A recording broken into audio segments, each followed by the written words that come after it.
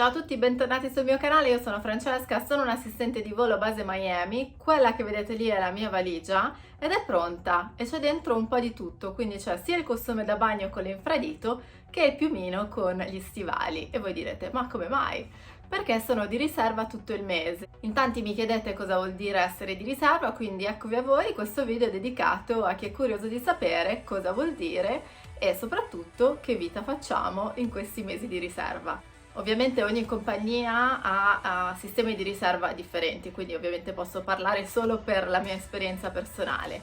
Posso dirvi che noi da contratto, il primo anno che siamo assunti si è riserva tutti e 12 mesi, quindi non avete scampo. Dopodiché si comincia a fare una rotazione, quindi prima è un mese riserva, un mese non riserva, poi diventano 3 mesi non riserva e un mese riserva. Fino a prima del Covid, onestamente, io non dovevo neanche essere di riserva, perché avendo ogni mese assistenti di volo neoassunti che arrivavano, ovviamente loro si beccavano la riserva tutti i mesi e noi non dovevamo neanche farla. Ora, causa Covid, hanno bloccato le selezioni e le assunzioni per quasi 2 anni, ma adesso finalmente dovrebbero tornare. Quindi è toccato un po' a tutti essere di riserva, anche a quelle che magari non facevano riserva da 20 o 30 anni perché hanno magari 40 anni di anzianità aziendale. Ci sono 2 tipi diversi di riserva, cioè la riserva a casa e la riserva invece proprio in campo.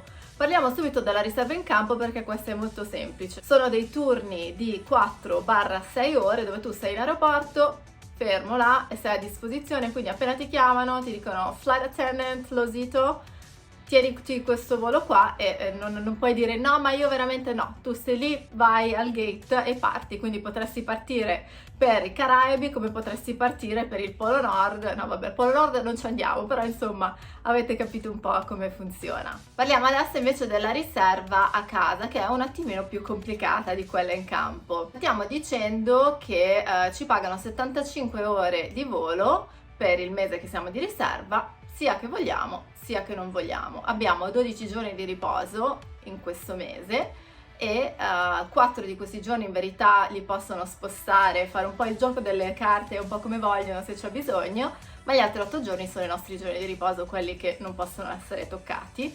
Quindi ovviamente se uno vuole pianificare la propria vita, diciamo che nel mese di riserva non lo puoi fare tanto quanto se sei in un mese che non sei di riserva, perché appunto puoi contare solo su 8 giorni di riposo che veramente non possono toccarti. Oggi è il 4º giorno mio di riserva, in cui sono stata di riserva per 12 ore ogni giorno, dalle 2 di notte fino alle 2 di pomeriggio, e non mi hanno mai chiamato in questi 4 giorni. Domani sarò di riserva di nuovo per un giorno solo. Ancora non so l'orario di reperibilità di domani perché viene comunicato più o meno tra le 3 e le 5 del pomeriggio del giorno prima.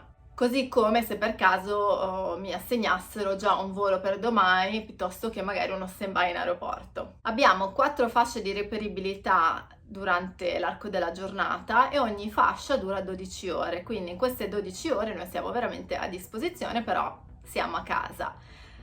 Per chi abita in base, quindi come me, io abito a Miami e la mia base è Miami, alla fine non è poi così tanto male essere di riserva, perché se mi chiamano bene vado a lavorare, se non mi chiamano sto a casa mia e meglio per me, no? Perché comunque mi pagano lo stesso sia che voli o che no.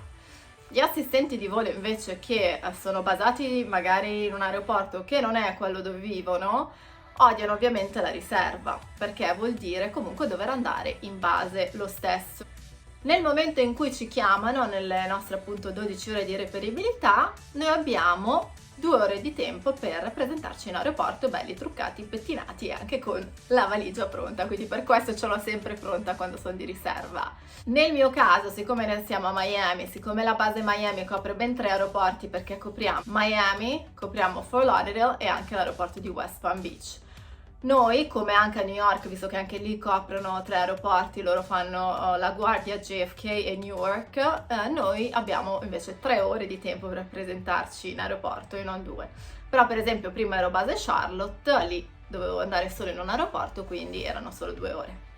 Se per caso mi chiamano e magari non sento il telefono perché sto facendo un'altra cosa, io ho solo 15 minuti di tempo per richiamarli, quindi se per caso li chiamo al 16° minuto vado nei guai perché ho appunto solo questi 15 minuti di tempo per richiamare.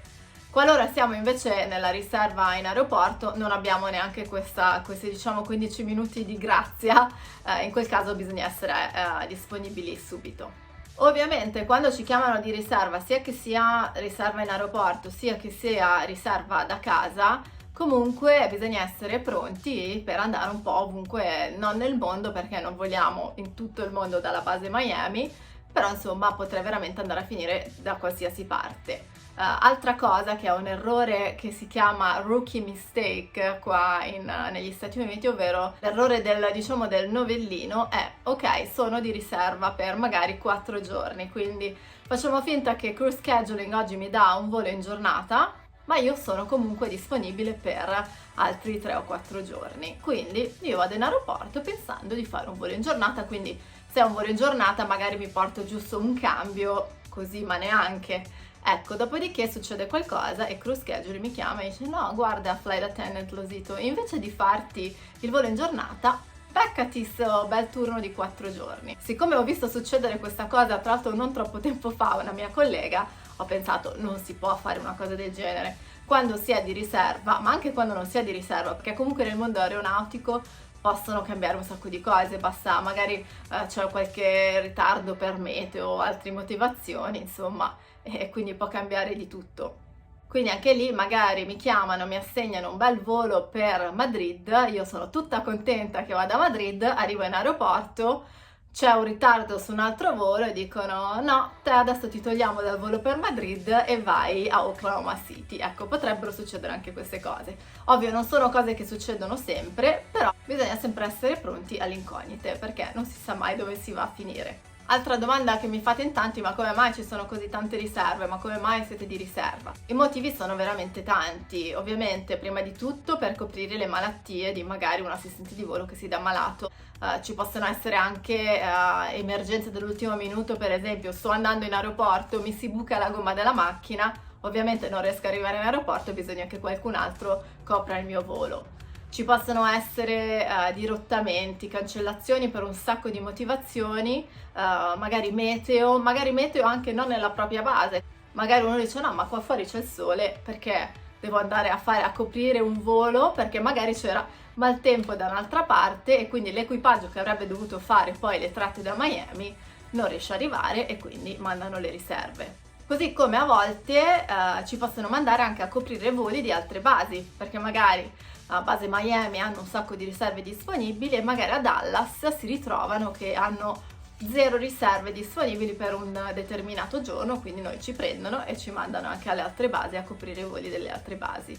Spero che questo video sia stato utile per rispondere un po' delle vostre domande, se ne avete altre fatemi sapere e ci vediamo al prossimo volo, se mai mi chiameranno.